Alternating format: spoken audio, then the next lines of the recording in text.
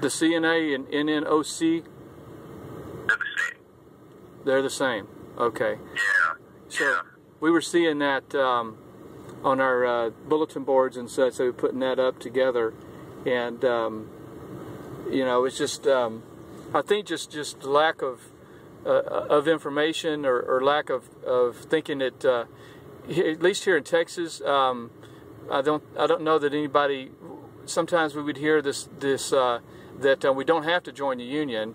However, what I found out talking to you and looking at this a little more, that and knowing what I already knew about unions, scheduling and management and such like that, even if you weren't part of the union, if the union's in the hospital, you're heavily affected by that. They're looking over your shoulders and things like that.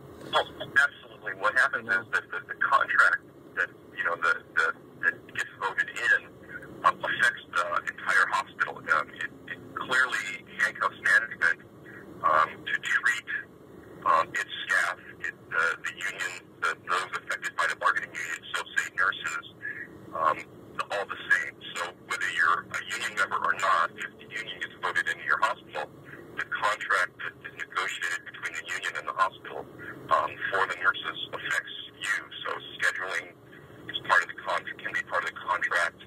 Pay raises, seniority, benefits, everything that's in that contract will affect you whether you're a union member or not. So you're stuck. There's, whether you support that union or not, if that union's voted in, you know, you have to abide by their rules. Mm-hmm. Have you ever worked under a union as a nurse? I have not. I've you know, helped out, you know, briefly in some hospitals that are union. I have a lot of coworkers who work in other facilities that are union, and you know, and I hear the nightmares going on in the facilities that are union, and I just, you know, really don't want to be a part of them. You know, but my hospital was part of Tenet at one time, and that's when the unions did their attacks. Luckily, I was one of the few nurses who were successful in beating back the CNA and NOC twice, because they did, you know, we did vote against them the first time, and they thought you know, they went back and regathered their troops, and they came back a little over 2 years later, and they tried one more time, and we were unsuccessful then.